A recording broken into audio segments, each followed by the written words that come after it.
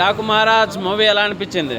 కోయారే కోయి కోయి కోయి కోయి కోడి కోయి అన్నట్టుగా చాలా బాగుందన్న. నాకైతే చాలా ఎంటర్టైన్ ఫీల్ అయ్యాను. చాలా మాస్ ఎలిమెంట్స్ కుప్పలు దాచిపెట్టారు.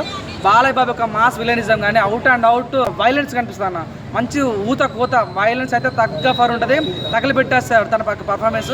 నాకు ఫస్ట్ హాఫ్ అంతా బాలయ్య బాబు ఎంత వైలెంట్ ఉన్నాడు ఇంత అన్న ఫీలింగ్ లేదు, కానీ ఎంత బాగా హ్యాండిల్ చేశాడు డైరెక్టర్. మన సందీప్ రెడ్డి వంగ కానీ బోయపాటి కానీ ఇంత మాస్ కన్నా కూడా ఈయన బాబీ కొల్లి యొక్క మాస్ ఎలిమెంట్ చాలా బాగున్నాం. అంటే యంగున్న వాళ్ళకి మాస్ చూపడం వేరు, ఏజ్ అయిపోయిన వాళ్ళు మాస్ చూపడం వేరు. కానీ బాలయ్య అంత యంగుగా మాస్ చూపడం చాలా బాగా అనిపించింది. మంచి మెసేజ్ ఓరియంటెడ్ మూవీ అన్న. మన మెయిన్ సినిమా ముగ్గురు అన్న. బాబీ డియోల్ యొక్క విలనిజం కానీ, బాలబాబు యొక్క పర్ఫార్మెన్స్ కానీ, బాబీ కోల్ యొక్క డైరెక్షన్ కానీ సినిమాకి చాలా ప్లస్ అని చెప్పొచ్చు. ఆ సినిమాటోగ్రఫీ, ఆ దబ్బుడు దిబ్బే సాంగ్ ఉంటుంది భయ్య సినిమాలో, అసలు చాలా బాగా అనిపించింది. చాలా ట్రోల్ చేశారు బయట కానీ చాలా బాగుంది అది. కానీ మన శ్రద్ధ కానీ చాలా బాగా అనిపించింది అన్న. ఈ సినిమాలో కొన్ని కామెడీ సీన్స్ కూడా బాగా పెట్టారు, అది కూడా ప్లస్ అయింది. ఎటకలకైతే క్లైమాక్స్ చాలా డిఫరెంట్గా తీశారు. ఫస్ట్ హాఫ్ చాలా బాగుంటుంది, సెకండ్ హాఫ్ 20 minutes కొద్దిగా ల్యాగ్ అనిపించినప్పుడు కూడా ఎటకలక సినిమా అయితే చాలా బాగుంది, చాలా బాగా నచ్చింది. బాబీ కొల్లి ఈజ్ బ్యాక్ అని చెప్పొచ్చు అన్న.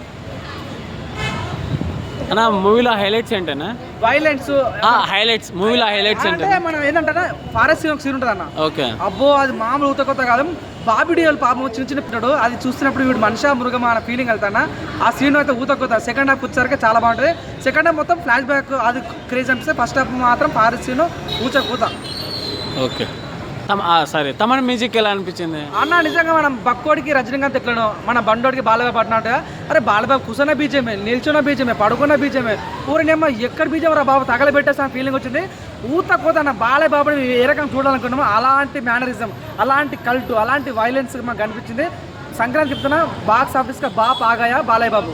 ఆల్రెడీ ప్రొడ్యూసర్ చెప్పారు వాల్తేరు వీరే కన్నా ది బెస్ట్ అవుతుందని చెప్పన్నారుగా, అయింది. ఆ రికార్డులు బ్రేక్ చేస్తుంది. అది అంత మంచి కంటెంట్ సినిమాలో ఉంది. నిజంగా నాగవంశీ గారు యాడ్సప్ చాలా బాగా అనిపించిందండి.